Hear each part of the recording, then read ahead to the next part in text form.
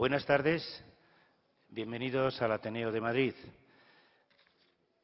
Quiero agradecer su presencia y decirles que desde las secciones de Historia y de Farmacia de esta institución, además de la propia Junta de Gobierno, queremos que en el día de hoy se rinda homenaje a un personaje vinculado de manera especial con esta institución, un maestro republicano y regeneracionista, como decimos en la invitación del acto, que desarrolló una actividad en diversos sectores, en diversos terrenos, tanto del arte, el teatro, la propia instrucción pública de la que llegaría luego a ser ministro de la República, como maestro, como antes comentaba, y también sus facetas como publicista, como periodista, además de autor teatral.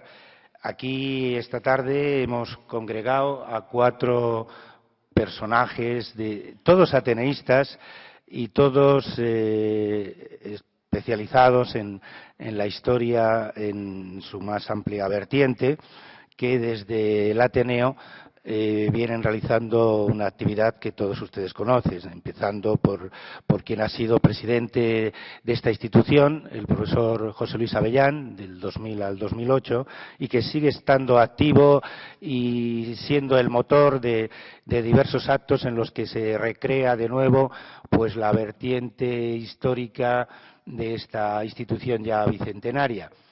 Está con nosotros también una de las figuras más sobresalientes del Ateneo, no de ahora, sino de estos 200 años, que es el profesor Mayor Zaragoza, que ha sido quien nos dio la idea para resaltar, y él lo contará después, por unas líneas evidentemente genéticas, lo que para él ha representado la figura de Marcelino Domingo. Y también desde la sección de Historia, por no extenderme en el uso de la palabra, tanto Alejandro Díez Torre, que ha sido presidente de la sección, secretario general del Ateneo, y Eduardo Huertas, que también es el alma de la sección de Historia, muy vinculado al Ateneo. No en vano, hace unos meses se le otorgó la medalla del Ateneo por sus 50 años como socio, y queremos que con sus conocimientos pues transmita a los que no llevamos tantos años pues todo lo que se ha desarrollado en esta casa. Para abrir el acto, pues el profesor Avellán va a hacer uso de la palabra y posteriormente ya iremos desbozando todo lo que va a ser este homenaje, que tendrá una segunda parte que ya anuncio para los que no lo sepan, que tiene que ver también con esa faceta de Marcelino Domingo como ministro de Agricultura, y para ello el profesor Gabriel Avedra, que está aquí con nosotros, pues les hablará de lo que ya en 1932 se desarrolló en torno al Estatuto del Vino. Eso será después a las 8:30, y ahora ya iniciamos el acto que podemos calificar de homenaje a Marcelino Domingo. Cuando quiera, profesor Avellán, tiene la palabra.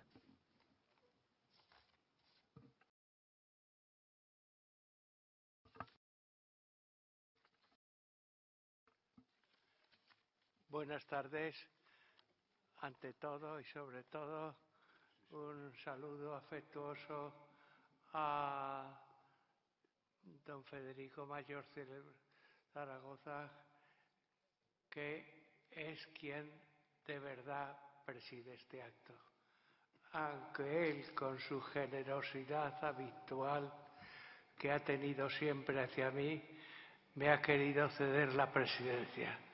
Una vez más, una muestra de la generosidad y del afecto que me une a él, una de las personas que constituyen un ejemplo para mí en su conducta y en su personalidad. Y queridos amigos todos los que intervienen en este acto y los que estáis presentes para rendir este homenaje a uno de los personajes de la cultura española que no debería ser olvidado, para hacerlo presente y para ayudar a que no se olvide su memoria, el Ateneo rinde homenaje a Marcelino Domingo, del que me ocuparé en un texto que titulo como paradigma de un intelectual necesario. Eso es la lección que yo he aprendido leyendo y estudiando a Marcelino Domingo. Y el texto que he redactado dice así: el paso del Artur Mas por la política catalana ha dejado una huella letal que ha infeccionado al conjunto de su sociedad.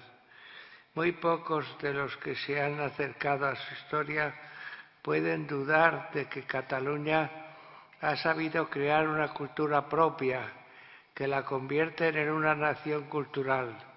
Pero de ahí a que esa nación deba convertirse en un Estado propio, hay un salto cualitativo hoy por hoy totalmente injustificado, como ha supuesto el citado político. He ahí un presupuesto de nefastas consecuencias, y en ese presupuesto es que se ha inoculado el virus letal a que me refería al principio. Ahora bien, frente a esa opción hay alternativas más saludables, tanto para Cataluña como para España, que encuentran en Marcelino Domingo un caso muy representativo, y junto a él otros como Narciso Oller, Joan Maragall, Salvador Dalí y muchos otros que podríamos citar. Vamos a fijarnos sobre todo en el primero de los mencionados, por parecerme a mí un paradigma de lo que sería deseable. Detengámonos en su figura. En primer lugar, fijémonos en su catalanidad. Había nacido en Tarragona en 1884 y muy pronto entró en la política catalana como concejal de Tortosa en 1907. Unos años después, en 1914, entró en la política nacional como diputado en Cortes por la ciudad de Tarragona. A partir de entonces se mantendrá siempre fiel a su credo republicano, llegando a ser ministro de Instrucción Pública en 1931 y en 1936, y también ministro de Agricultura, Industria y Comercio de 1931 a 1933. Este compromiso con el republicanismo no dejó de traerle problemas. Fue encarcelado, perseguido en varias ocasiones, hasta llevarle al exilio en 1939, muriendo en la ciudad de Toulouse el 2 de marzo de dicho año. Algunos historiadores citan el envenenamiento como posible causa de su muerte. Este extremo, sin embargo, no se ha confirmado definitivamente y, por tanto, debemos dejarlo en suspenso. El hecho incontrovertible es que sufrió persecuciones, detención, procesamiento, prisión, tortura verbal y física, vigilancia política, clandestinidad, hasta convertirle en un sujeto muy odiado por la derecha, que veía en él un revolucionario antimonárquico rabioso. Esto, sin duda, ha facilitado su olvido y la poca atención prestada a su figura.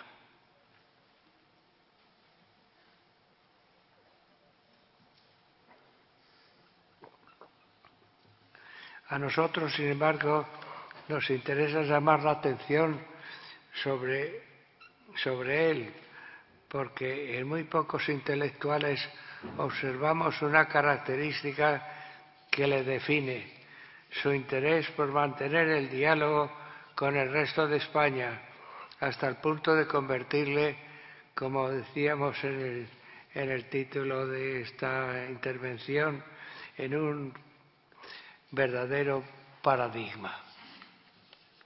Eso es lo que quiero resaltar de mi intervención y por eso la palabra paradigma va en el título de estas palabras.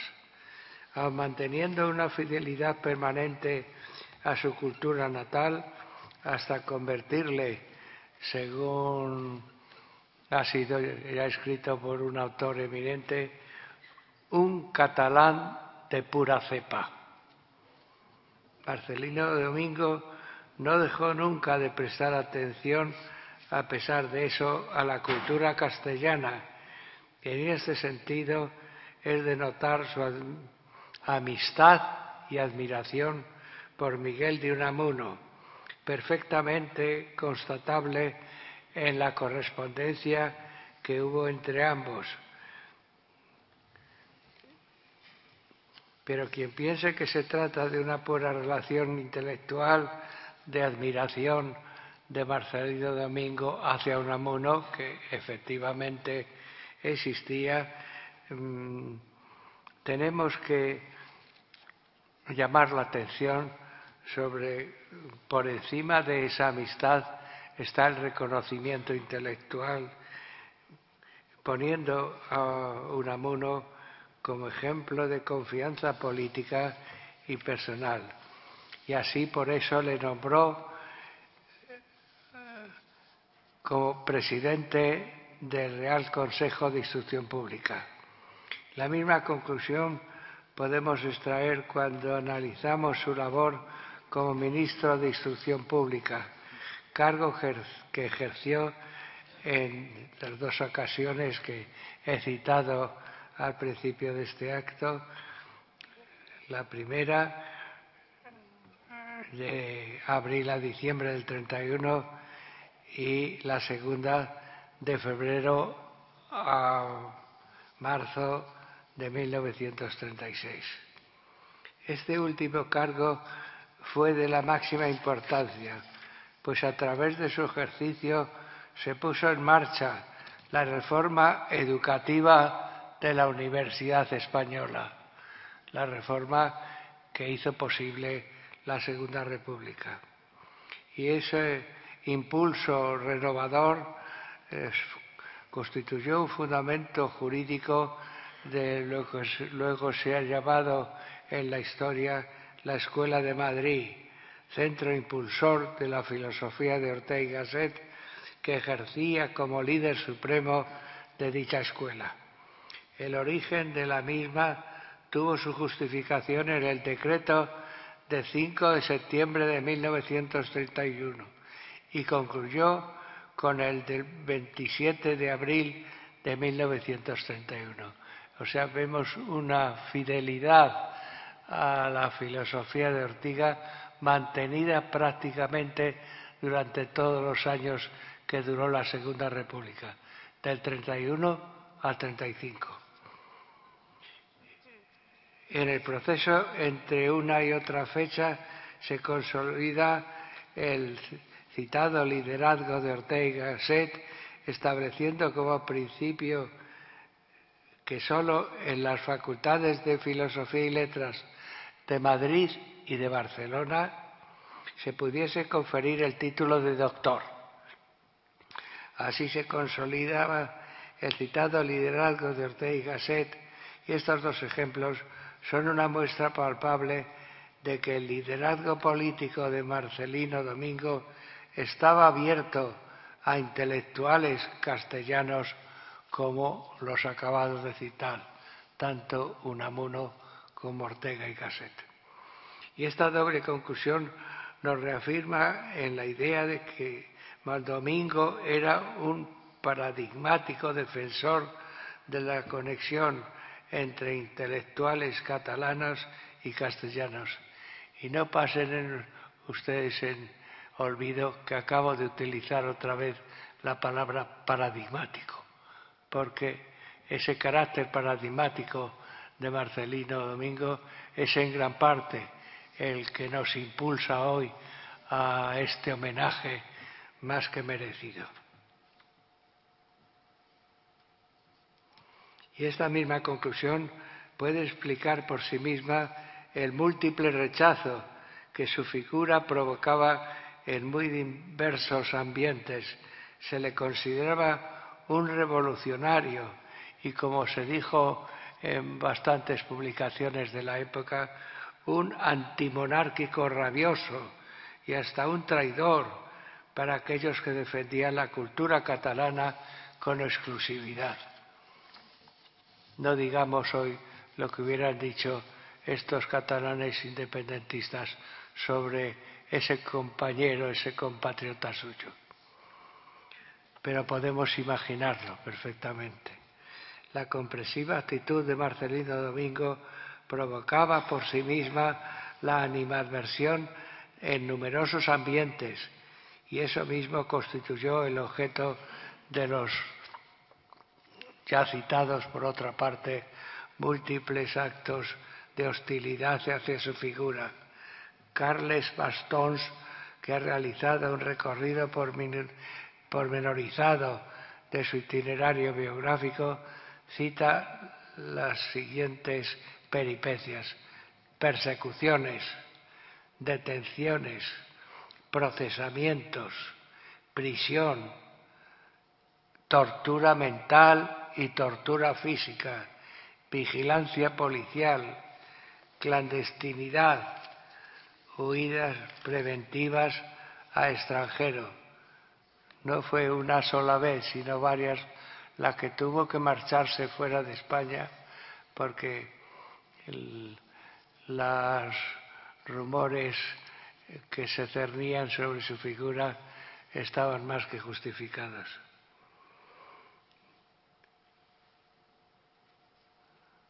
Así ocurrió cuando se tuvo que marchar al exilio, prácticamente nada más terminar la guerra civil, a la ciudad de Toulouse, donde murió el 12 de marzo de 1939. Y no cito lo del posible asesinato porque, al no estar confirmado, no me atrevo yo a lanzar esa intervención. En cualquier caso, Marcelino Domingo era un sujeto destinado al olvido, y así ha ocurrido en efecto desde su exilio hasta hoy, pero no por eso menos digno de atención. Más bien, yo diría todo lo contrario. Son muchos los intelectuales, exiliados o no, que han permanecido en el olvido y el desconocimiento, y tenemos la obligación de rescatarlos para un conocimiento completo de nuestro pasado histórico. Y tengo que decir en público, porque a veces la cultura pasa tan desapercibido en este país que la gente no se entera. Estamos en esta mesa dos personas, el profesor Tomás Mayo y yo mismo. Rendimos homenaje a Marcelino Domingo en el libro que escribimos conjuntamente, Tomás y yo, sobre la Escuela de Madrid, precisamente por la importante factor que constituyó Marcelino Domingo para no solo hacer oficial la Escuela de Ortega y Gasset, sino para reafirmarla profundamente, hasta el punto de que, a pesar de la guerra civil, su secuela se ha mantenido presente hasta nuestros días.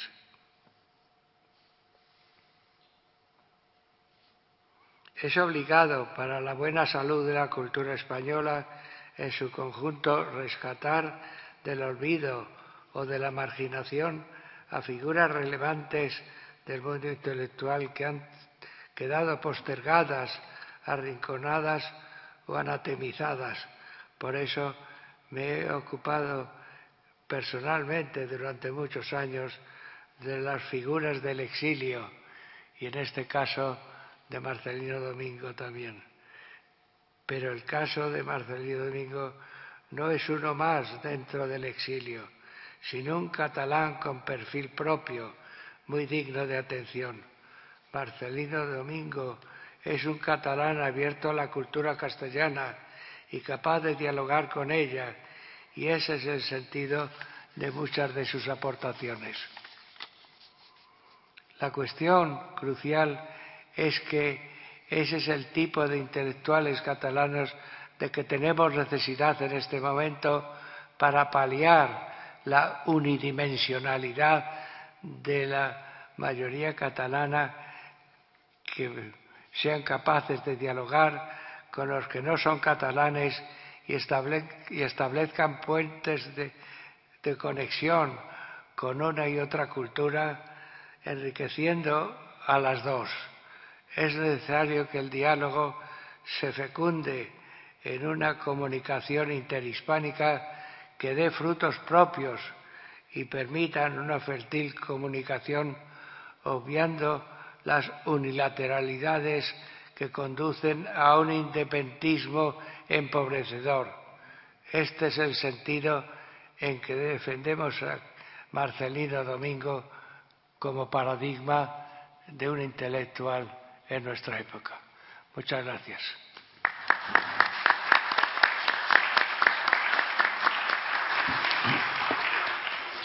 Muchas gracias al profesor Avellán. Recordaba José Luis ese tratamiento epistolar, esa correspondencia entre un castellano como Unamuno y un catalán como Marcelino Domingo. Evidentemente todo eso hoy también recobra actualidad. Y al referirse a Unamuno, quiero indicarles a todos ustedes que justamente en la entrada a este salón, la rica biblioteca de esta institución ha hecho que de los múltiples libros y obras teatrales se han expuesto para que todos ustedes puedan disfrutarlo y, si quieren, consultarlo como es debido a través de la correspondiente petición en biblioteca. Decir también que el profesor Avellán aludía a otra serie de escritos, en este caso de Tomás Mayo, que no está en esta mesa, pero que al igual que otros ateneístas como Pepe Siles, Pepe Esteban y también incluso el profesor Pedro Rivas, que es un experto en Unamuno, todos ellos, además de los que sí que están en esta mesa, han contribuido a que se pueda llevar a cabo la publicación de un monográfico que, con todas estas ilustraciones que les indicaba de biblioteca y de la Fundación Marcelino Domingo, pues verá la luz dentro de pocos días. Ahora ya vamos a dar paso a Alejandro Diez Torre, que nos dará otra visión de esta figura poliédrica y tan necesaria de recordar como fue el regeneracionista republicano, maestro y ateneísta. También fue presidente de una de las secciones de esta casa, como fue Marcelino Domingo. Cuando quieras, Alejandro. Buenas tardes, señoras, señores, consocios. Estamos aquí para rendir tributo a uno de los políticos más significativos del primer tercio del siglo XX, pero también una figura enormemente sugerente y también muy ilustradora, muy aleccionadora para este siglo XXI en el que estamos.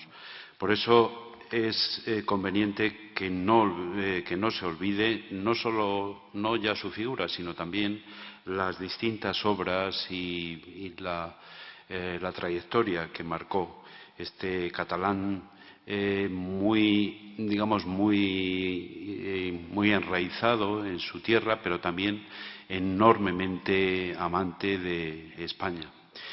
Y como tal, de hecho, es un joven que se sitúa en la estela del movimiento que Joaquín Costa levantó a partir de 1898. Marcelino Domingo tenía en 1902 18 años. Cuando murió Costa tenía 27 años, pero ya había iniciado dos de los elementos más queridos por Costa en su última etapa. Uno, la acción cívica, incluso al margen de la política tradicional, que Costa la situó entre el republicanismo y la acción independiente de los intelectuales y de los políticos, y otro la acción educativa.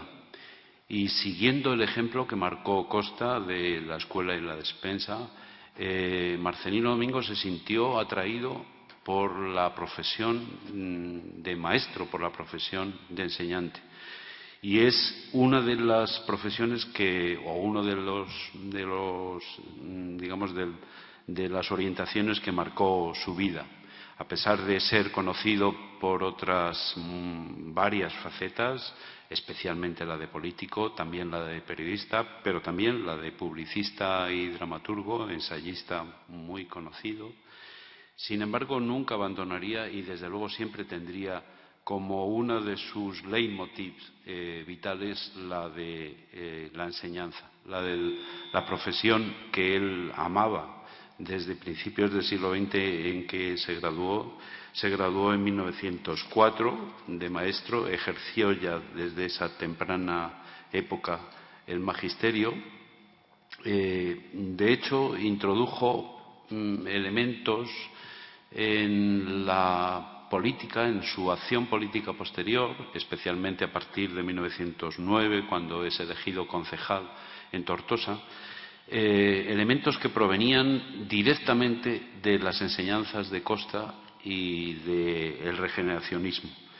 Es quizá uno de los elementos que le acompañará siempre, la propuesta regeneracionista, en el sentido en que Costa lo había dicho, es decir, priorizar la educación, fundar todo el desarrollo y el relanzamiento nacional en la nueva forma de educación para la ciudadanía y también para crear los cuadros que la nación necesitaba en su relanzamiento tal como Costa lo había previsto. Curiosamente, fue un hombre que se implicó en tres facetas que le dieron muchísima notoriedad ya en la primera década, incluso al final de esa primera década, en 1909 a 1914, tres facetas que le dieron enorme vitalidad y que, en cierta medida, se alimentaron una a la otra. Una es, la he dicho ya, su faceta de enseñante. Otra es su faceta de militante republicano, político, que no se conforma con observar las deficiencias, con padecer y sufrir los inconvenientes de una política retardataria, conservadora, caciquil, sino que se implica en política precisamente para intentar solucionar o para poner su grano de arena en el proceso de regeneración política de España, que también la había propugnado Costa. La tercera faceta es la de dramaturgo. Es un hombre ilusionado por el teatro desde su primera juventud, incluso antes que su entrada en política. Marcelino Domingo se sintió enormemente atraído por la escena, por el teatro, y practicó dos facetas del teatro que se alimentaban una a la otra. Como crítico teatral, es un joven crítico teatral ya en un periódico de Tortosa que se llamaba El Debate, y también es creador, es autor de obras teatrales ya a principios del siglo XX. Pero efectivamente fue un hombre que en 1902 y 3 entró en política impulsado por la necesidad de imprimir lo que Costa había dicho, de imprimir un giro a los objetivos nacionales. Y comprobó, examinando la trayectoria del Estado español en el siglo XIX, comprobó que la Primera República había sido un intento, aunque fracasado y muy breve, pero un intento de sanear la política en España, de sanearla en general, no solo en el territorio catalán. Y es precisamente este acercamiento a la Primera República lo que le condujo, en cierta medida, a las filas republicanas. También, en cierta medida, su paso por el Instituto de Enseñanza, donde tuvo contacto con profesores que le llevaron hacia las ideas y el programa de solidaridad catalana, y que no se sintió suficientemente, digamos, atraído, sino motivado por estas ideas de identidad catalana. Practican también el periodismo. Desde 1906 se conocen artículos políticos de Marcelino Domingo en El Pueblo, de Tortosa, un periódico republicano que había establecido allí un valenciano. Pero sobre todo a partir de 1907 y hasta 1909 se implica en las campañas políticas republicanas y adquiere una nueva faceta que no se conocía hasta entonces de un joven en las filas republicanas. Adquiere una faceta de mediador, es decir, de hombre que es capaz de dialogar y de unir antes que separar, es decir, de unir a las distintas corrientes republicanas que se fraccionaron, pero que en Tortosa consiguieron unirse gracias a la actividad de este hombre y gracias también a su actividad en toda la comarca del Bajo Ebro, en el área de Tortosa, donde se implicó en campañas anticaciquiles que luego contó en algunos artículos y en algunos libros que hoy verdaderamente nos impresionarían. Este hombre, con un grupo de jóvenes, iba por los pueblos dando mítines, sacando mesas, subiéndose a mesas y teniendo que oírle en los auditorios desde los balcones, porque no podía, la autoridad no permitía celebrar mítines que no estuvieran autorizados, y claro, solo estaban autorizados los actos electorales del cacique de turno, etcétera. Aún así, consiguió ser elegido concejal en 1909 en Tortosa, y es a partir de entonces cuando empieza una carrera política extraordinaria.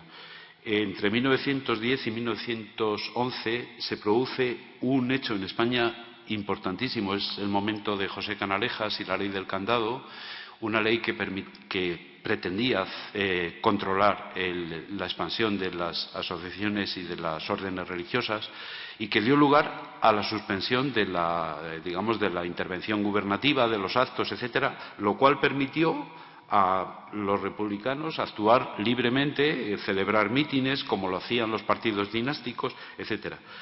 Es justamente debido a eso a lo que se presentó a las elecciones de 1914 y barrió prácticamente a los partidos dinásticos en Tortosa. Adquirió el primer acta de diputado a las Cortes Monárquicas en 1914 y volvió a repetirlo en abril de 1916. Volvió a repetirlo nuevamente en 1917 y es uno de los diputados que, junto a otros diputados catalanes, se reúnen y crean en 1917 la llamada Asamblea de Parlamentarios, una asamblea que pretendía dar un giro a la representatividad catalana en las Cortes españolas. Es detenido ese año por sus contactos con los socialistas, pero ¿qué socialistas? Es decir, Julián Besteiro, Andrés Saborit, etcétera, la flor y nata del socialismo entonces. Y, sin embargo, es detenido no por sus actividades, de conspiración o de unión para la huelga revolucionaria, como se llamó, de 1914, sino por sus denuncias sobre la corrupción y el desfalco económico que se estaba produciendo en Marruecos. Sus denuncias aparecieron en un periódico que ya tenía un título muy significativo, el periódico La Lucha. En su sección de Marruecos hablaba de sangría y de robo en el acto de colonización que se estaba estableciendo entonces en el protectorado. Estamos hablando de 3 años antes del desastre de Anual de 1921, pero ya entonces él, en 1918, denunció todo ese conjunto de tropelías coloniales y fue detenido, fue introducido en un barco en un barco, en un buque de guerra, estuvo varios meses sin formación de juicio ni nada, teniendo en cuenta de que era un diputado. Es decir, ríanse ustedes del aforamiento o de las situaciones de aforados de ahora de los diputados. Pues entonces un diputado era detenido e incluso torturado si llegaba el caso, pero como un ciudadano más, es decir, sin ningún lugar al aforamiento. En ese año, en 1918, envía una carta en la que da cuenta de sus actividades parlamentarias, que es verdaderamente aleccionadora. Cito sus palabras, comillas: «Yo soy un hombre inquieto que desearía vivir una vida de estudio y de serenidad en un país donde hubiera libertad y justicia. No hay esto en España. Trabajaré con más firmeza que nadie para dar a España un régimen político europeo». Esto está escrito en 1918. Claro, efectivamente, entre 1918, nuevas elecciones a las que se presenta hasta 1921, el acta sigue teniendo la confianza de los electores y sigue revalidando su cargo de político. Además, con un gran ascendiente en las filas, no solo en las filas republicanas, sino también en las filas catalanistas. Pero en 1925 escribe un libro, escrito en 1924, pero publicado en 1925, un libro que es verdaderamente estremecedor. Es este libro escrito durante varios años. No es un libro improvisado, lo dice él en el prólogo, pero es básicamente un resumen de muchas reflexiones de los años anteriores. El libro lleva un título muy, muy significativo: ¿qué es España? Esto está publicado en 1925 y hay pasajes de este libro que parece que están escritos ayer o antes de ayer. Efectivamente, para escribir un libro de estas características se necesitaba una experiencia política y una altura intelectual que no tenían ni mucho menos los políticos de los partidos, digamos, conservadores o incluso liberales. Hacía falta haber pasado por experiencias políticas muy aleccionadoras para escribir este libro. Y también hacía falta escribir desde la posición catalana para demostrar que efectivamente España era un proyecto común, no solo para Cataluña, sino también para el resto de los españoles. En 1928, entre 1926 y 28, escribe otros libros importantes, por ejemplo, Autocracia y Democracia, o en 1928, Libertad y Autoridad, sobre esa polaridad entre libertad y autoridad que le preocupaba muchísimo. Pero es entonces, en estos años 20, cuando da rienda suelta toda su vena teatral. Escribe las mejores novelas también, pero sus obras de teatro: Juan sin tierra, El pan de cada día, María de Castilla, etc. Y tiene que exiliarse en París. Y es entonces cuando le entrevistan y hay una descripción de este hombre en su pensión en París verdaderamente significativa. El periodista Ángel Dan le entrevistó poco antes, 2 meses antes de la instauración de la Segunda República, pero estaba entonces en el exilio y no había una perspectiva clara para España, y dice exactamente este hombre, el periodista, de Marcelino Domingo: emana como un fluido de entusiasmo sereno.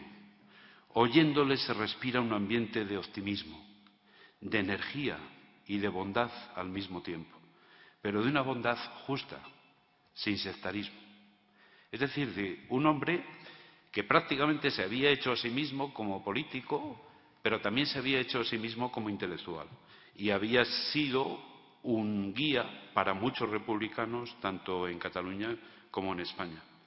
Entre 1929 y 1930, pues efectivamente se producen todos los acontecimientos, algunos muy dramáticos, y en 1931, ya instaurada la República, Efectivamente hay y ya comenzada su gran obra educativa, por la cual, en cierta forma, sería suficiente con ella para que la rememorásemos aquí. Hay una caracterización de este hombre por el presidente del gobierno francés, Édouard Herriot, que cito sus palabras, las palabras de Herriot. La República había empezado la República y estaba ya en curso todo el programa y todo el plan de la renovación de la educación en España, y protagonizada por Domingo. Decía: la República Española ha cumplido el problema de la enseñanza, una obra trascendente y ejemplar. Ella se debe al ministro Marcelino Domingo, que en horas ha hecho lo que en otros países han tardado años y aún lustros en iniciar y desenvolver, dice Herriot. Y sigue diciendo Herriot: la obra realizada por Marcelino Domingo en instrucción pública podemos tomarla como ejemplo aún los propios franceses. Es fuerte que un francés considere que tiene que tomar ejemplo de un político del sur. Tomada como ejemplo aún los propios franceses, que debemos sentirnos movidos por el entusiasmo de los grandes republicanos españoles para llevarla adelante. Y pone como ejemplo la figura de Domingo. En fin, no me voy a extender más, simplemente decir que el programa en 8 meses de este hombre en el Ministerio, la llegada de este hombre al Ministerio de Instrucción Pública, fue un verdadero giro en las directrices nacionales educativas. Es curioso, no fue un hombre que hiciese ninguna ley de educación, no necesitó hacer una ley de educación, pero desde el principio se planteó un programa que iba a transformar prácticamente toda la educación nacional, desde la escuela hasta la universidad. Y lo hizo además con una serie de reformas, digamos, a veces pequeñas y a la mano o bajo la posibilidad que entonces se tenía de financiación, pero las hizo. Por ejemplo, promovió la reforma del Consejo de Instrucción Pública, del cual hablarán ahora inmediatamente en esta mesa. Estableció el plan para crear 27.151 escuelas de urgente necesidad. 27.000 escuelas. Fue el creador de la reorganización de las escuelas normales del magisterio y del plan profesional del maestro. Fue el creador de la Facultad de Pedagogía. Fue el que introdujo el sueldo, un aumento de sueldo a los maestros que los elevó hasta las 3.000 pesetas de sueldo a los maestros de segundo escalafón e interinos, es decir, los más desnivelados en la educación. Derogó los planes de enseñanza de la dictadura, introdujo las reformas de la enseñanza secundaria y superior, introdujo algo muy importante, que es el sostenimiento económico al cargo del Estado por medio de becas a los alumnos brillantes, pero con medios económicos modestos, para pasar de la escuela al instituto y del instituto a la universidad, a cargo del Estado. Decretó la defensa del patrimonio artístico, introdujo la entrada gratuita de los alumnos y los maestros en los museos, creó la Junta de Intercambio y Adquisición de Libros en bibliotecas públicas, etcétera. No me resisto a dar algunos datos que nos ponen delante de la obra que comenzó este hombre y que no terminó en el Ministerio de Instrucción Pública, porque en diciembre de 1931 tuvo que cambiar, por un reajuste gubernamental, tuvo que cambiar hacia el Ministerio de Agricultura, donde también introdujo iniciativas muy novedosas hasta 1933. Con el advenimiento de la República había en España 35.716 escuelas, pero hacían falta 27.151 para una población en crecimiento constante e incluso acelerado en algunas regiones. En los primeros meses el régimen republicano creó no menos de 7.000 escuelas, en los primeros meses de la actividad de este hombre. Avanzando hacia el final de 1931, y se construyeron 3.000 escuelas más a partir de entonces. Solo en el primer año de funcionamiento se dotaron y se crearon 10.000 nuevas escuelas. Faltaban aún por proyectar y por dotar otras 20.000. En toda España las nuevas escuelas se instalaron en edificios de nueva construcción, es decir, edificios no reutilizados, sino creados ex professo para la enseñanza escolar desde los primeros niveles.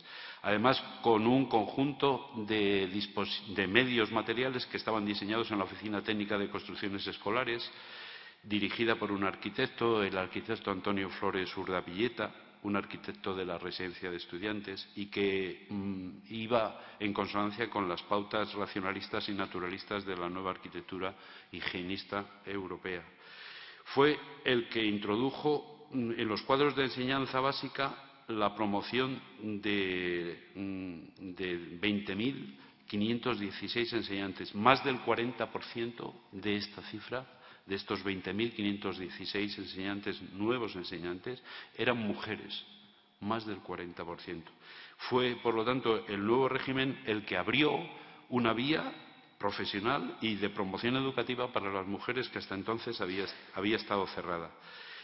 En el programa cultural de la Segunda República también estaba previsto el acabar con el analfabetismo, pero solo la Guerra Civil cortó este programa que en 2 generaciones prácticamente habría hecho desaparecer el analfabetismo en España.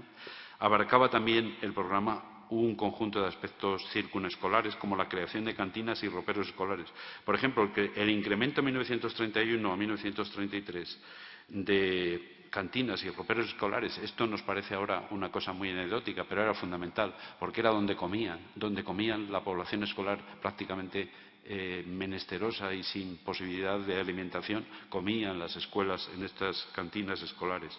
Pues el incremento fue del 950%, el 950% de 1931 a 1932, y pasaban de 2 millones de pesetas la dotación de este tipo de instalaciones. En fin, fue el que impulsó las misiones pedagógicas. Todos hemos oído hablar de la barraca, pero las misiones pedagógicas incorporaban todo un programa de dinamización del mundo rural.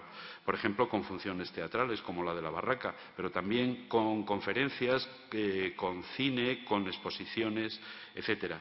Algunas de ellas llamaron la atención del extranjero. Por ejemplo, la barraca tuvo que ir a Oxford y a Cambridge a explicar todo el programa de dinamización rural que estaban llevando a cabo. En fin, las bibliotecas populares. Generalmente no se dice que la Biblioteca Nacional adquirió entonces, en el periodo de Marcelino Domingo, el volumen de libros adquiridos el mismo volumen de libros que se había adquirido en los 30 años anteriores. Es decir, en solo unos meses se adquirieron más libros que en 30 años anteriores. En fin, a finales de diciembre de 1931, Marcelino Domingo pasó a otro ministerio, y esa es otro de las experiencias interesantes en esta mesa, pero lo dejo aquí y muchas gracias.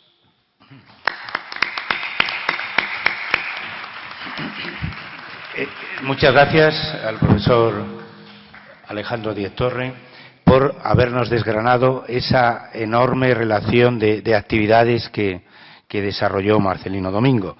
Algunas de ellas yo he tenido oportunidad de contemplar, esas portadas de libros a los que hacía alusión, por ejemplo, Juan sin tierra, Vidas rectas, que son auténticas obras de arte, hasta estéticamente, independientemente de los contenidos. Y todo esto, como les decía antes, está en la biblioteca. El pan de cada día. No sé, yo le diría a Federico Mayor Zaragoza que habría que hacer posible la realización de una película sobre la vida de Marcelino Domingo. Esta portada de las vidas rectas es que viene a representar, yo creo que con gran acierto, pues todo lo que fue este hombre, que como ya nos contará su sobrino Federico, pues fue una auténtica, bueno, pues luz para los regeneracionistas y para todos los que quieran ver cómo se hace política y cómo se siente amor por lo que uno hace, ¿no? Ahora el turno de intervenciones nos lleva a que intervenga Eduardo Huertas, de quien tengo que decirles, aunque no va a hablar de ello en esta tarde. Vas a hablar de las misiones. Bien, es que tiene varias publicaciones acerca de Marcelino Domingo, una de ellas precisamente en un librito que se llama así, Las misiones pedagógicas. Y además, como antes aludía Alejandro, que también tenías estudios sobre algunas de las cosas que realizó en el Ministerio de Instrucción Pública, bien, pues va a hablar Eduardo Huerta sobre el tema que hoy ha querido elegir. Cuando quieras, Eduardo. Sí.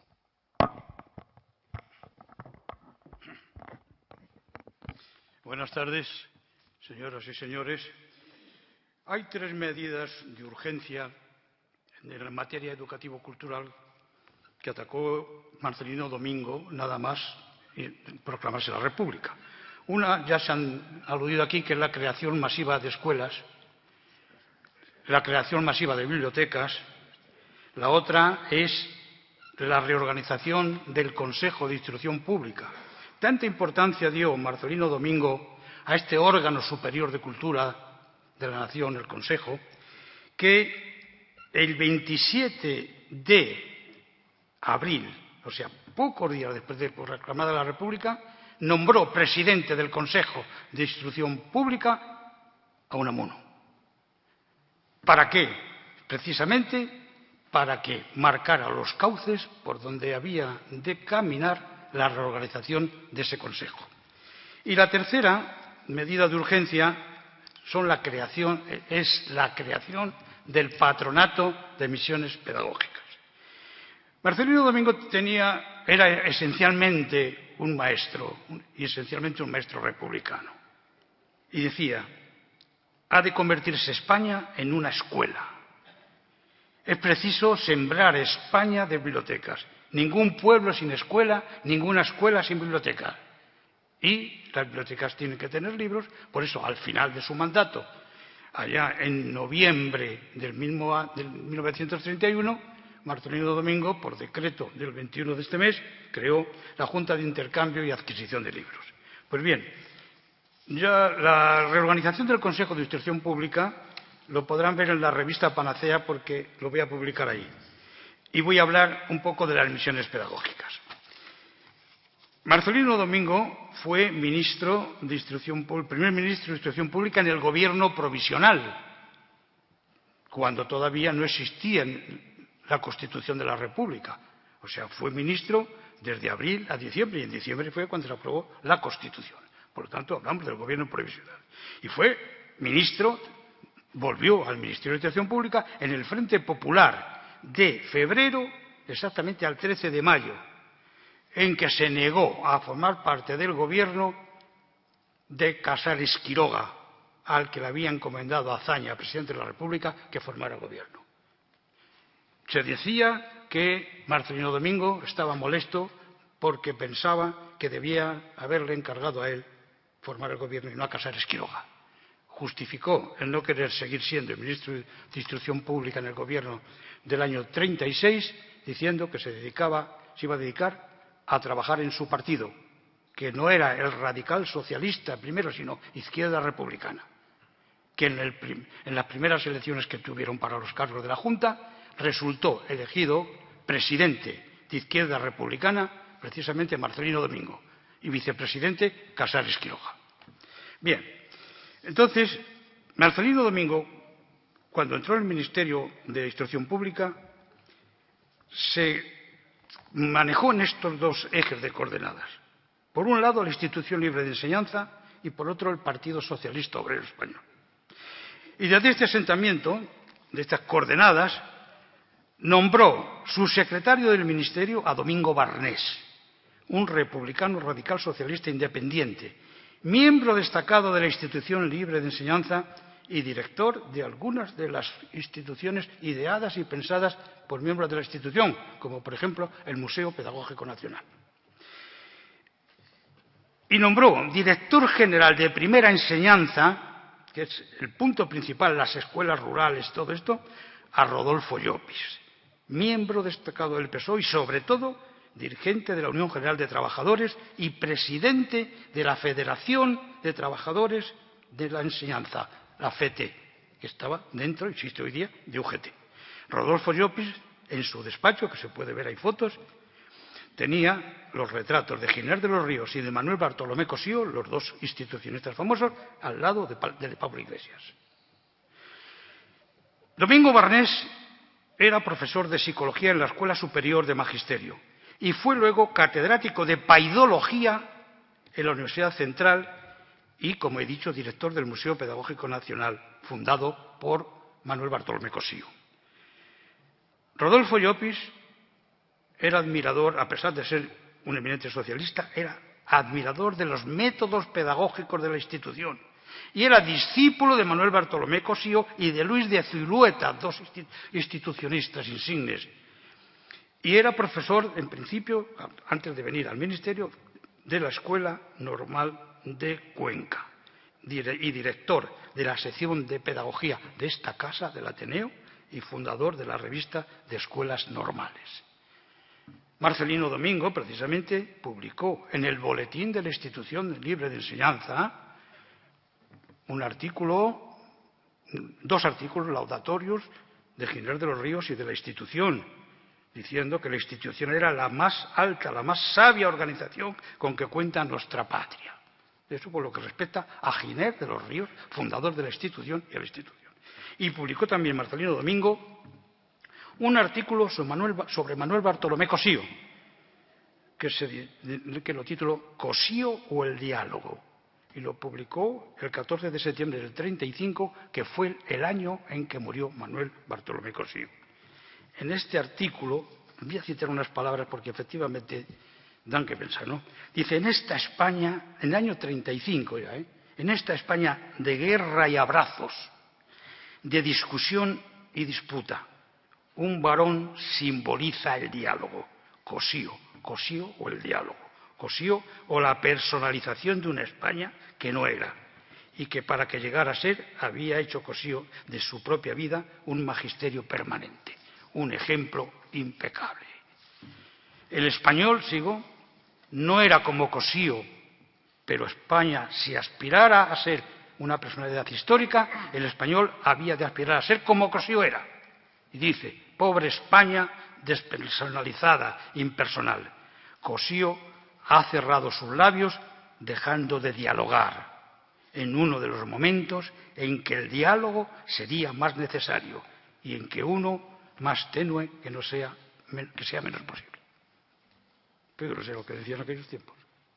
Bien, estos dos altos cargos del ministerio de Marcelino Domingo fueron después acogidos por el ministro de Instrucción Pública siguiente, el destacado dirigente socialista e institucionista Fernando de los Ríos. Y también mantuvo en la presidencia, Fernando de los Ríos mantuvo también en la presidencia del Consejo de Instrucción Pública a Miguel de Unamuno, que estuvo en el Consejo hasta que renunció en mayo de 1833, siendo sustituido por Teófilo Hernando. Con lo cual, la política educativo-cultural siguió siendo análoga a la que había planteado Marcelino Domingo. Lo que pasa es que, efectivamente, Fernando de los Ríos la amplió, lo profundizó, lo perfeccionó, en cierto sentido, sobre los cauces que ya había marcado la instrucción pública en tiempo de Marcelino Domingo. Los otros dos ministros, estamos todavía en el primer bienio republicano, que es el de 1931 al 33, y hubo otros dos ministros de Instrucción Pública, también institucionistas, que fueron Francisco Barnés Salinas, los hermanos Barnés, Francisco Barnés Salinas, que era catedrático de Geografía e Historia en el Instituto Escuela, y Domingo Barnés, precisamente, el que fue subsecretario del Ministerio con Marcelino Domingo y después con Fernando de los Ríos. Y estos fueron los dos últimos ministros del primer bienio. Después, el segundo bienio, que en la historia se conoce por algunos como el bienio negro y otros como el bienio santo, esto me lo explicaba a mí Julián Cortés Cabanilla, le llamaba bienio santo, ¿no? Y nosotros llamamos el bienio negro porque, bueno, en la materia educativo-cultural había puesto muchas trabas, se había retrasado ya muchos de los proyectos que se habían planteado en el primer bienio. Así pues, digo, en el fondo y en la base de la política educativo-cultural de la República, al menos en este primer bienio, siempre estuvieron presentes, latiendo, inspirando, el pensamiento pedagógico de la institución libre de enseñanza, las ideas de política educativa de Manuel Bartolomé Cosío y los métodos pedagógicos de otro destacado institucionista, Lorenzo Luzuriaga. En un momento en que ambos institucionistas, Cosío y Luzuriaga, preconizaban un acercamiento entre la institución libre de enseñanza y el Partido Socialista, concretamente a través de la Escuela Nueva fundada por el socialista Manuel Núñez de Arenas.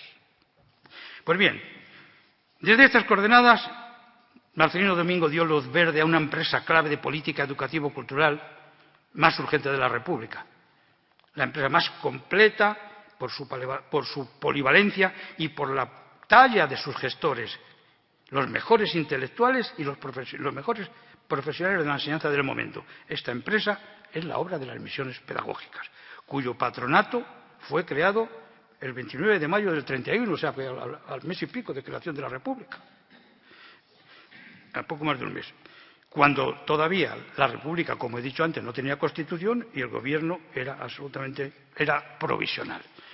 No voy a leer aquí el artículo 48 de la Constitución, porque supongo que lo conocerán todos, que es el que atañe a la materia educativo-cultural. Simplemente de este artículo largo, que toca todos los aspectos de la materia educativo-cultural, podemos decir que el Estado republicano se arrogaba la función de prestación y de control de la cultura, y casi en exclusiva, la prestación directa y el control sobre la enseñanza de otras instituciones, por ejemplo, de la Iglesia. Y, efectivamente, con este control, esta prestación y de la materia educativo-cultural en todos sus grados, sus modalidades y para todos los ciudadanos, el Estado republicano se convierte en lo que se llama un Estado educador, un Estado de cultura, un Estado, como diría también Marcelino Domingo, civilizador de la nación. Pues bien, al mes y medio pues de haberse proclamado la República, se crea un patronato de misiones pedagógicas con estos tres fines: difundir la cultura general. Segundo, difundir la moderna orientación docente. Y tercero, difundir la educación ciudadana en aldeas, villas y lugares, con especial atención a los intereses espirituales de la población rural. El proyecto de las misiones pedagógicas fue ideado ya en germen por Manuel Bartolomé Cosío al final del siglo XIX, hacia 1884. O sea que si alguna vez alguno le atacó a Marcelino Domingo diciendo que había hecho cosas fruto de la improvisación, esto no era fruto de la improvisación, esto estaba ya pensado y bien pensado desde el final del siglo XIX. Por lo tanto, esta empresa, a pesar de ser una obra de urgencia, no se debió a la improvisación y a la falta de planificación, como pudieran ser otras medidas. Y para el mejor cumplimiento de esta triple función, se arbitraron tres órganos: un patronato, una comisión central en Madrid, las comisiones provinciales de enseñanza y los delegados locales. La comisión central, voy a leerlo, es un poco monótono y tal, pero voy a leer las personas que integraron, las personalidades que integraron la comisión central. Como ven, van a ser todos especialistas en la materia educativo-cultural y algunos miembros pues, de la cultura como tal. 10. Presidente Manuel Bartolomé Cosío. Francisco Barnés, profesor de Instituto Escuela, el que había sido ministro, el último ministro del primer bienio. Luis Bello, periodista. Amparo Cebrián, la mujer de Zulueta, era pedagoga. Óscar Esprá, profesor del conservatorio. Rodolfo Llopis, que luego cesó, era director general de primera enseñanza y cesó. Ángel Lorca, director del Grupo Cervantes de Madrid. Antonio Machado, poeta.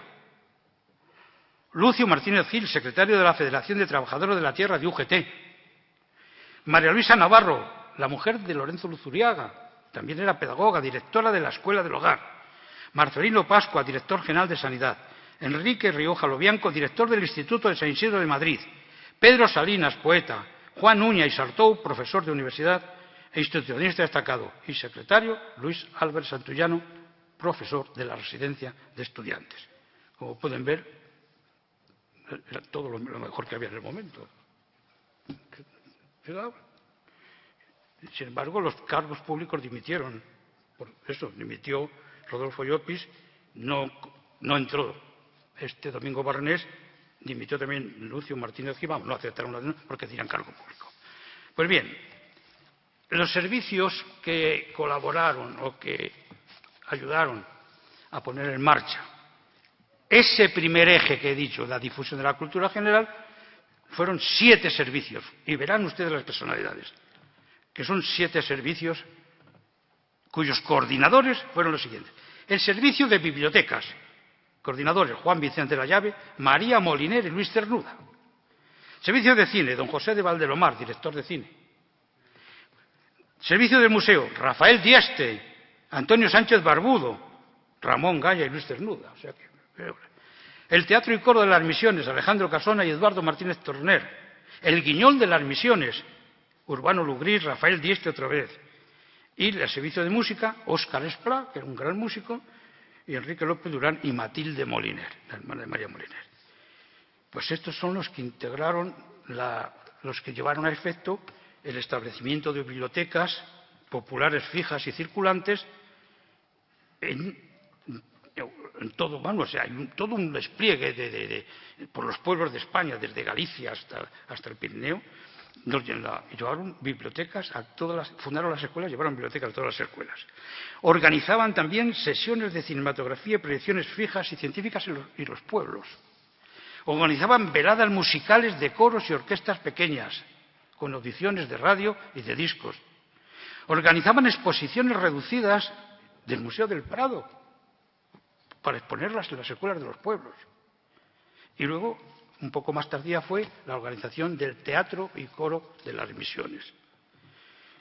Esta actividad fue prevista por un decreto ya de diciembre del 31. Se conocía al Teatro de las Misiones Pedagógicas como Teatro del Pueblo y al Guiñol como el Retablo de Fantoches.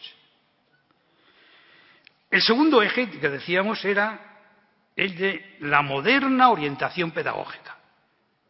Y los trabajos que se realizaron son los siguientes. Girar visitas a escuelas rurales y urbanas con objeto de conocer sus necesidades.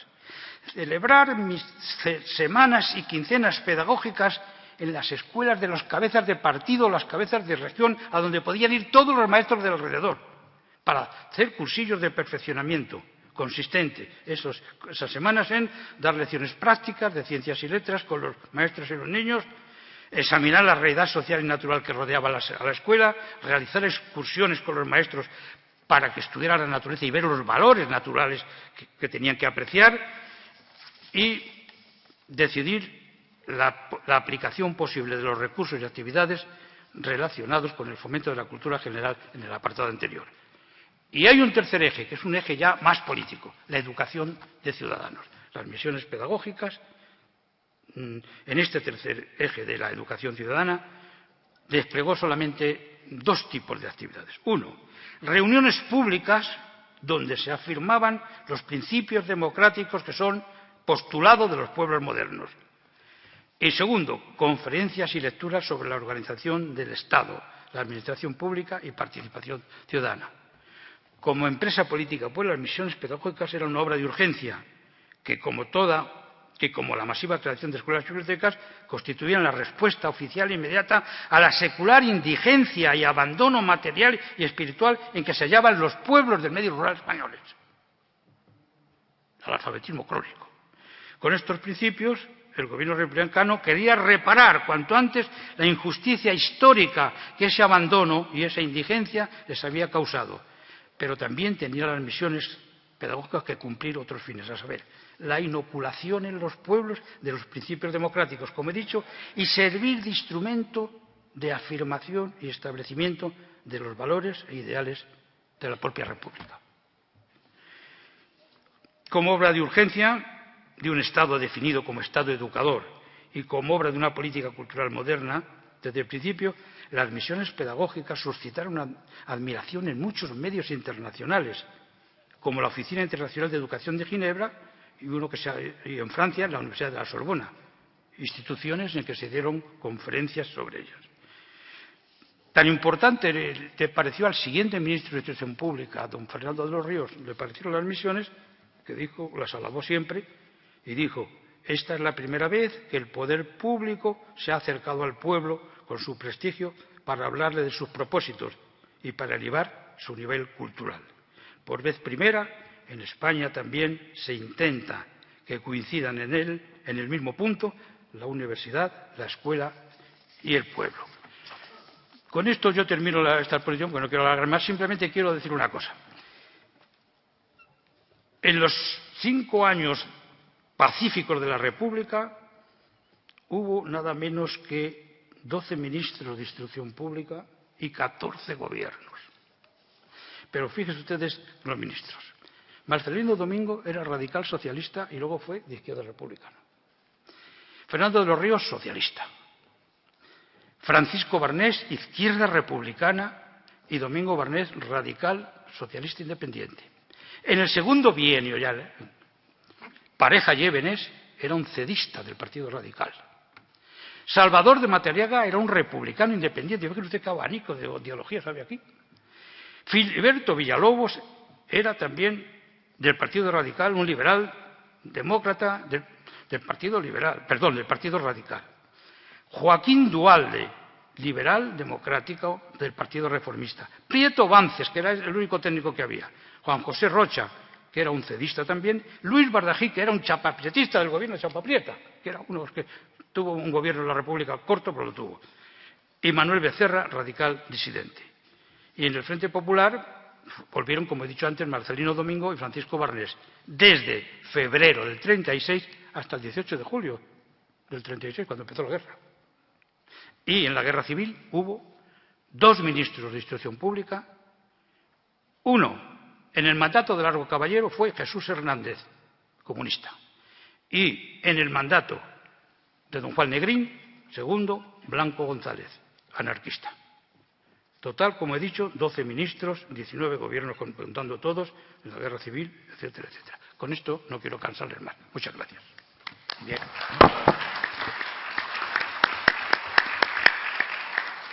Gracias, Eduardo Huertas. Bueno, ha quedado manifiesto ese brillante papel de Marcelino Domingo como ministro de Instrucción Pública, de Educación. También lo sería de Agricultura, y esa es una de las facetas que en la segunda parte de este homenaje, pues seguramente Gabriel Iravedra pues también nos relatará. Y ahora, para cerrar esta mesa, esta magnífica mesa, también heredero de Marcelino Domingo, precisamente en el Ministerio de Educación, es su sobrino Federico Mayor Zaragoza. Bueno, pues Federico, tuya es la palabra, y con tus palabras cerramos este acto. Buenas noches. En primer lugar, quiero decirles que para mí es muy emotivo ir a hablar de Marcelino Domingo en el Ateneo. Es el lugar, por otra parte, donde hay que hablar, porque es aquí donde se han encontrado una serie de libros, de publicaciones, estas cartas con don Miguel de Unamuno. Y todo eso, unido a estas magníficas intervenciones que me acaban de preceder, yo por eso puedo ser muy breve, pues todo eso va a ser publicado en esta iniciativa excelente que ha tenido Daniel Pacheco, con esta publicación de Panacea, que permite conservar estos puntos de referencia que se acaban de indicar en esta mesa y que son tan importantes, los tenemos que retener, sobre todo en momentos en los que nos hacen falta referentes, nos hacen falta tener. Antes me ha gustado mucho cuando comentabas que no son necesarias leyes, que basta con tener programas y saber desarrollarlos y a tiempo y hacerlo con rapidez y con eficacia. Y además, algo que yo creo que es muy importante destacar, siempre en contacto directo con los protagonistas de la educación. Son los maestros. Yo lo he dicho también muchas veces, he tenido ocasión de cumplirlo, no solo como ministro en España, sino como director general de la UNESCO. ¿Quiénes saben de educación? Los que se dedican a la enseñanza toda su vida. Estos son los que saben, estos son a los que tenemos que consultar. Y en la época de Marcelino Domingo, pues no había la longevidad que hay ahora. Pero si ahora además tenemos la posibilidad de consultar a personas que han dedicado toda su vida a la enseñanza y que ahora desde la serenidad y desde la neutralidad en todos los aspectos de su vida ya extensa, pueden aconsejar. Son ellos los que tienen que hacer y nos tienen que ayudar a hacer los programas y no los informes PISA.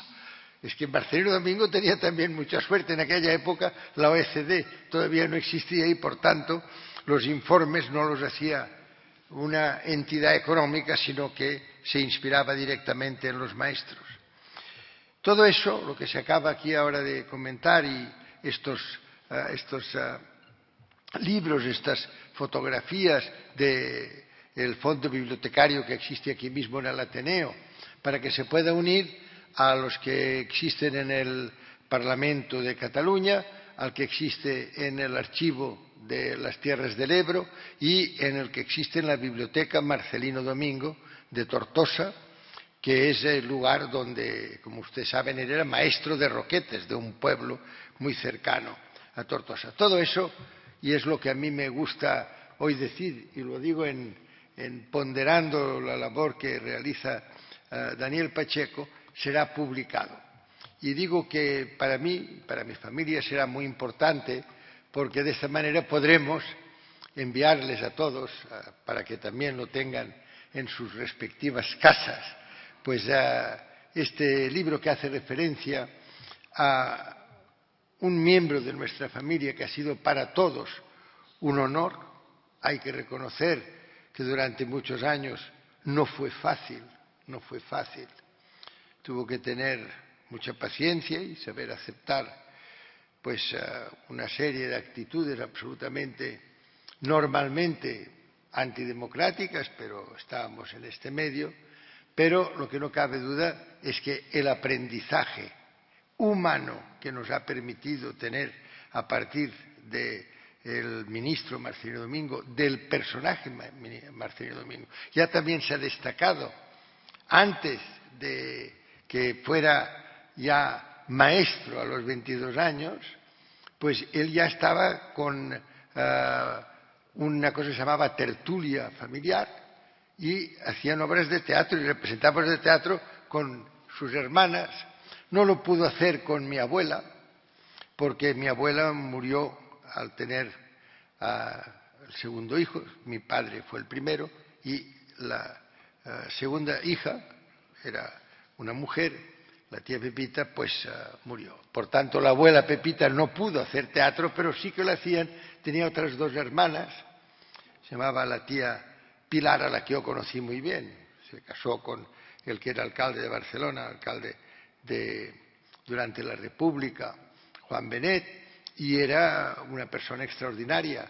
Yo la conocía y la recuerdo muy bien cuando estaba en la cárcel y la teníamos que ir a visitar en la cárcel Modelo de Barcelona.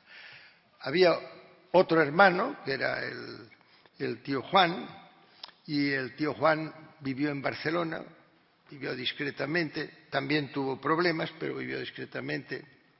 Después estaba un hermano de él, Federico, le fusilaron muy rápidamente en cuanto se inició la guerra civil, y en cambio el tío Pedro, que era el hermano menor, pues el tío Pedro yo lo recuerdo muy bien porque se exilió en Cuba y regresó en los años 68, 69, y de una manera tolerable. No le pidieron grandes cosas y durante toda su época desde Cuba pues ayudó mucho a que se constituyera en Barcelona un pequeño laboratorio de productos farmacéuticos que después pues pudo tener ya un desarrollo importante, etc. Les digo todo eso para que vean hasta qué punto una persona puede ser un referente. Y ahora lo que necesitamos son referentes, son gente que ilustran cómo se hacen las cosas. Ya se ha dicho aquí cómo se hacen. Primero, se hacen muchas cosas en muy poco tiempo cuando se está muy preparado para hacerlas. Segundo, se hacen las cosas consultando directamente con los protagonistas y no únicamente con personas que pueden representar en un momento determinado cargos pues, de desempeño político, pero que les falta precisamente esta consistencia que él demostró. Hace poco, en el prólogo que me pidieron para un libro que se llama El marcelinismo en las tierras del Ebro, que es de Josep Sancho, me pidió que hiciera el prólogo, lo he escrito y allí también lo pondremos, yo creo, también como un documento que se sepa que existe para que también figure en la publicación de Panacea.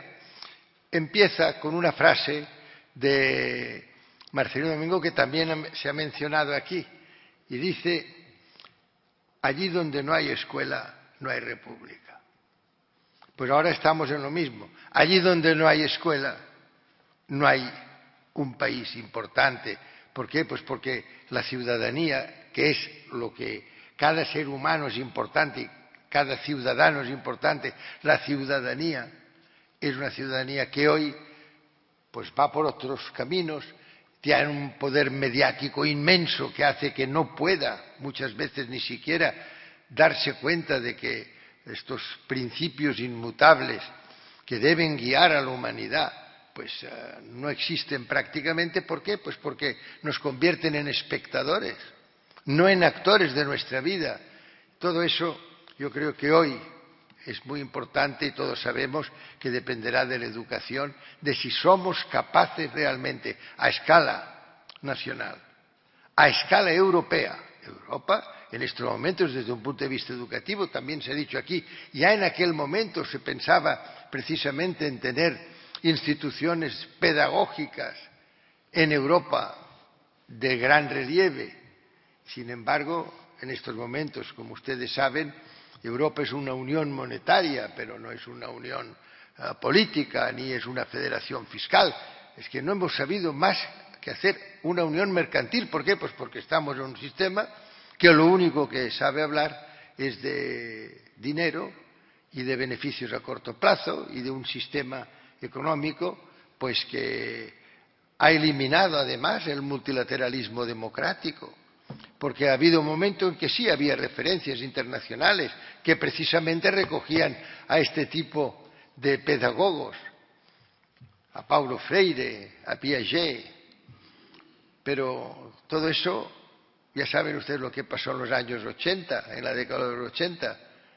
El señor Reagan y la señora Thatcher lo sustituyeron por unos grupos plutocráticos de 6, 7, 8, después 20 países. ¿Qué más da? Pero ¿cómo pueden pretender que el mundo se guíe por 6, 8 o 20 países cuando somos 193?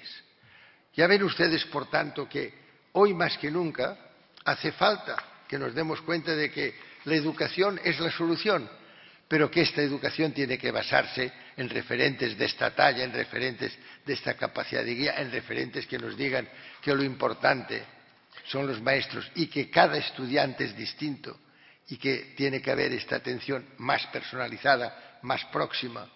Hoy tenemos grandes instrumentos, es verdad, que nos permiten expresarnos libremente, es verdad. Esta tecnología tenemos que acoger y respetarla, pero tenemos que andarnos con mucho cuidado porque están convirtiendo el conocimiento, que es lo importante, en mera información. Estamos informados, pero ¿incorporamos esta información como conocimiento?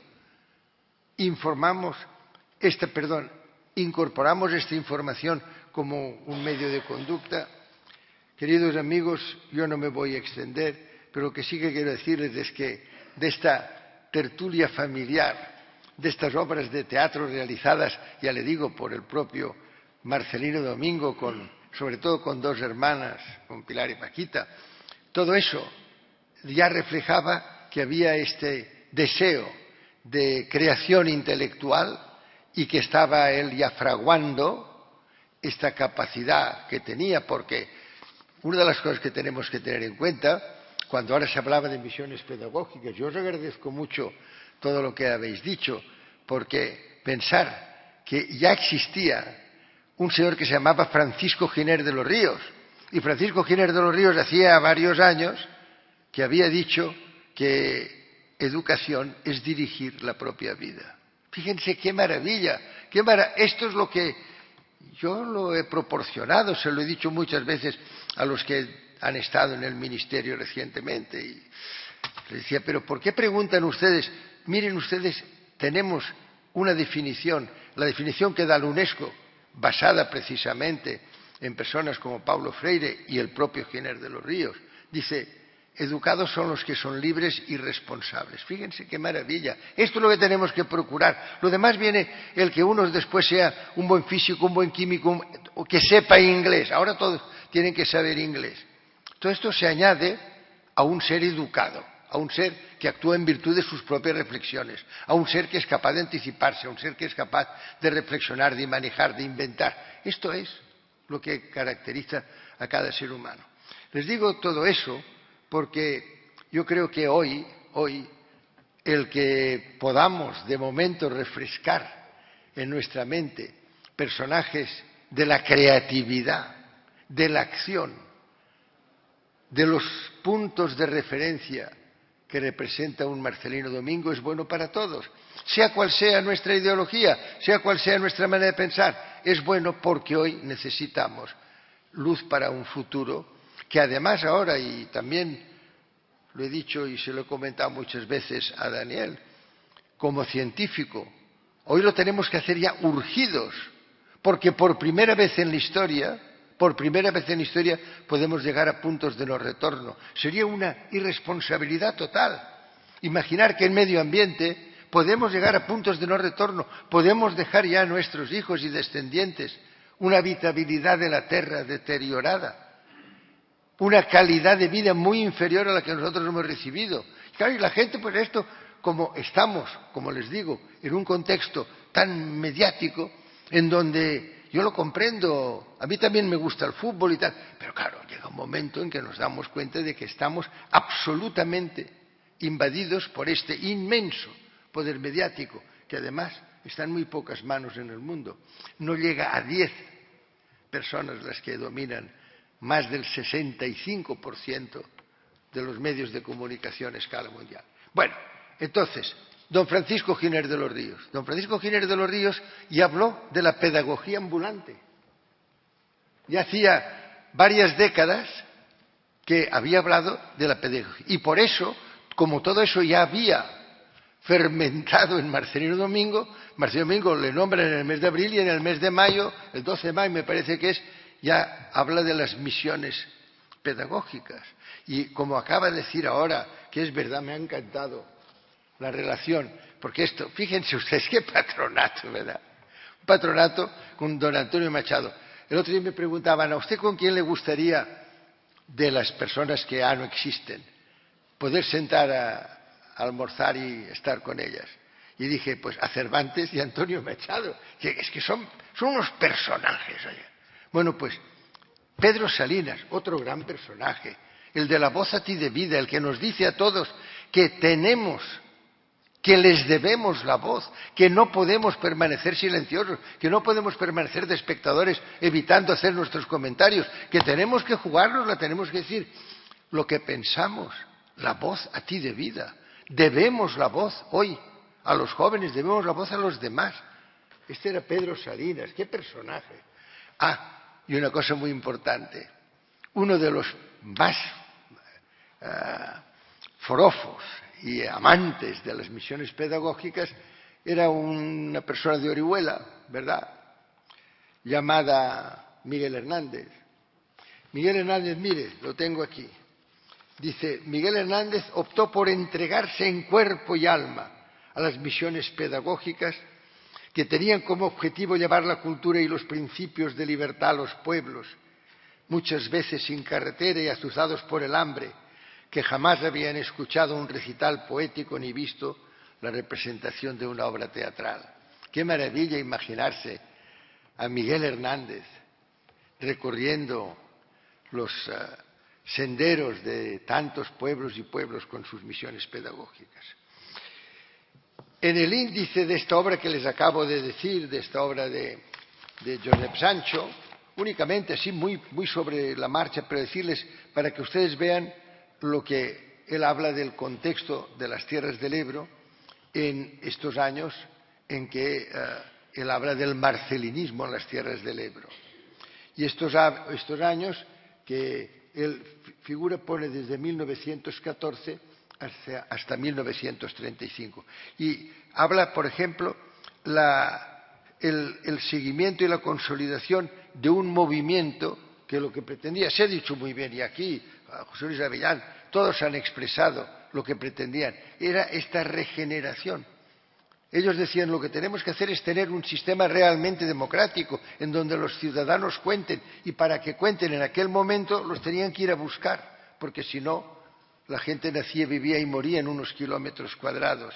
Y por eso, cuando ellos hablan de la consolidación de este movimiento, era cuando ellos dicen, nos tenemos que desplazar, tenemos que hacerlo en una misión que haga que nos podamos encontrar con ellos. Después habla de la dictadura de Primo de Rivera a la caída de la monarquía, la república marcelinista, claro, porque él se refiere exclusivamente al marcelinismo. El marcelinismo y la república y, sobre todo, el marcelinismo como ideal. Este ideal, que ya ven que él estuvo más en un partido, eran partidos parecidos, pero tenían también distintos programas. Lo que no cabe duda es que Marcelino Domingo fue capaz de, en todos sus momentos, en su vida, prestar un gran servicio a su país.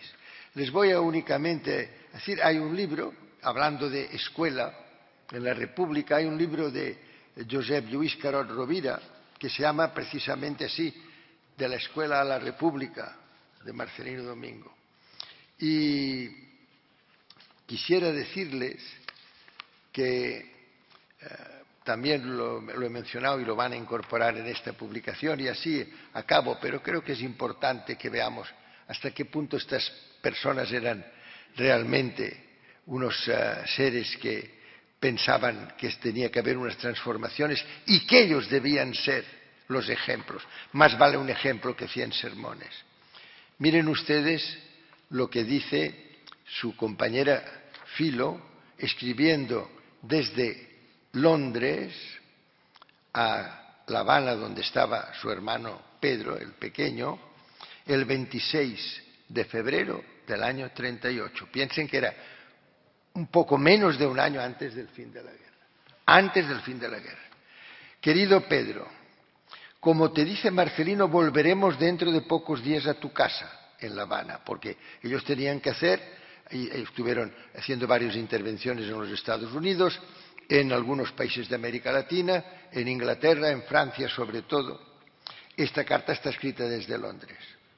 Dice, yo soy pesimista a pesar de que el orden y el deseo de vencer están en todos, no hay que hacerse ilusiones, dice, y convencerse que el esfuerzo de un pueblo contra Italia y Alemania juntos es estéril. Ojalá me equivoque, porque si no, ya puedes ir buscando una terraza, porque claro, le dice al estilo de la que vosotros tenéis en vuestra casa de La Habana. Pero dice que lo que sucede es que Alemania e Italia son demasiado fuertes y Francia e Inglaterra demasiado débiles. O sea, ustedes ya miren, un año antes de la guerra ya estaba claro que ni Alemania, que Alemania con Hitler y Italia con Mussolini presionaban de tal manera que, por ejemplo, la ayuda que recibió, como ustedes saben, el Partido Republicano, que era el que tenía que haber recibido ayuda de Inglaterra y ayuda de Francia, no se produjo. ¿Por qué? Pues porque ya estábamos amilanados, ya estábamos sometidos, como ahora, yo les decía antes, que estamos sometidos a unos grupos plutocráticos de 7, 8, 20 países, en lugar de tener nuestra propia responsabilidad y nuestra propia palabra. Pero quiero añadir solo para que ustedes vean la calidad humana. Dice, si por ahora no piensas volver a Europa, te voy a pedir un abrigo de verdad, un abrigo gris que tienes en un armario que a lo mejor se te apolilla, ¿por qué en Cuba no lo utilizas? Marcelino está muy mal con el abrigo vuelto al revés desde hace 6 años, etcétera, etcétera. Les digo todo eso para que vean cómo este ministro, que efectivamente al acabar la guerra él estaba siempre buscando fondos porque conocía idiomas para la causa republicana, estaba en París y viajaba de París a Perpiñán porque le encargaron que se hiciera también, que procurara interceder por aquellos grandes campos de concentración que se hicieron en las playas al principio de forma provisional, y él viajaba de París a Perpiñán. Y de momento, al llegar cerca de Toulouse, se sintió muy mal, le bajaron, le llevaron al hotel Terminus de Toulouse y allí falleció en unas horas. ¿Qué es lo que sucedió? Ya lo han dicho, yo no voy a ni adelantar acontecimientos más que lo que ha hecho José Luis Avellán, pero lo que sí que es cierto es que todo parece indicar que algo extraño había sucedido. El doctor que le atendió en el Hotel Terminus cuando falleció dijo que le gustaría hacer la autopsia porque él pensaba que había habido un envenenamiento. En aquel momento, como les digo, no se fue más allá, no hubo autopsia, hubo entierro. Con esta memoria histórica que tenemos, hasta ahora no ha sido posible ir más allá. Yo espero que con el nuevo gobierno sí que podamos de una vez poner la memoria histórica y podamos saber lo que nos pasó, podamos saber qué es lo que sucedió. Hasta este momento, lo ha dicho muy bien José Luis Avellán, solo son conjeturas. Y quiero acabar diciéndoles que también últimamente en Tortosa estuve presente en el acto en que se presentó este libro. Se llama La última carta de Marcelino Domingo. Es muy interesante. En este caso no es una biografía ni es una referencia, es una ficción. Dice: España, verano de 1936. Emilio Mola acepta la cartera de la guerra que le ofrece la presidencia de la República, con lo que Franco y el resto de sublevados no cuentan con suficientes apoyos y el alzamiento del 18 de julio fracasa estrepitosamente. Y entonces, partiendo de este punto, se hace ¿qué hubiera sucedido si no hubiera ganado? ¿Quién ganó? Y el gran proyecto de Marcelino Domingo y de los que en aquel momento estaban con él, fíjense qué personajes, don Fernando de los Ríos, es que eran realmente para todos nosotros son puntos de referencia. Pues me gustó y yo creo que es otra de las publicaciones de las que hay que hacer referencia en el Panacea que vamos a publicar, porque a veces es muy importante plantearse qué hubiera sucedido si ejemplos de vida y de trayectoria humana y profesional, como la de Marcelino Domingo, hubieran podido aplicarse en aquel momento. Pero yo también, y así quiero concluir, les digo que ya que no las pudimos aplicar entonces, al menos apliquémoslas ahora. Ya que entonces no se pudo llevar a la práctica, ahora necesitamos mucho tener estos referentes porque los horizontes son muy sombríos y o bien somos capaces de inventar el mañana y tener referentes luminosos, o si no, la verdad es que muy posiblemente nuestra generación, las generaciones actuales, queden con un papel delante de la historia de una responsabilidad extraordinaria. Yo creo que no será el caso, pero de todas maneras es bueno que Daniel Pacheco y compañía, os lo agradezco mucho a todos vuestras contribuciones, hayan hoy puesto de relieve la personalidad extraordinaria del hermano de mi abuela, Marcelino Domingo. Muchas gracias.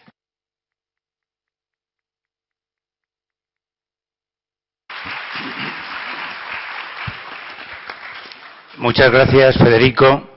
Hemos asistido en esta sesión a lo que fue la vida, de Marcelino Domingo, referente, personaje que hay que mirar en ese ayer que aquí se ha contado y referente que queremos que sea para el mundo futuro, para esta sociedad venidera, en la cual también Federico, para todos nosotros, aquí desde el Ateneo, también es un referente. Y les tengo que decir, por curiosidad, que se ha hablado de la obra teatral, o sea, como dramaturgo de Marcelino Domingo. No sé si sabrán ustedes que Federico tiene varias publicaciones de poesía que también están en la biblioteca de esta institución. Les animo a que quieran, el que quiera pueda leerlos, y más adelante, porque sé que le encanta, pues también haremos algún acto poético en el que puedas manifestar tus cualidades, exponerlas para que así todos también disfrutemos de ese buen hacer y ese buen escribir de Federico Mayor Zaragoza. Espero que ustedes me juzguen mejor como biólogo molecular que no como poeta. Bien, bueno, también como biólogo se le ha rendido aquí homenaje, no más allá del año pasado, al celebrar el 40 aniversario precisamente del Centro de Biología Molecular que lleva el nombre de S.B. Ochoa y que impulsó en gran medida nuestro amigo y admirado Federico Mayor Zaragoza. Y ahora, puesto que tenemos una sesión como casi siempre larga, vamos a hacer que Gabriel Iravedra y José Antonio Suárez Lepe suban a esta mesa y nos hablen también de ese estatuto del vino que se promulgó siendo ministro de Agricultura Marcelino Domingo. Muchas gracias a todos por su asistencia y en breves minutos retomamos la sesión. Gracias por acudir y por atender lo que aquí se ha dicho con gran admiración de Marcelino Domingo.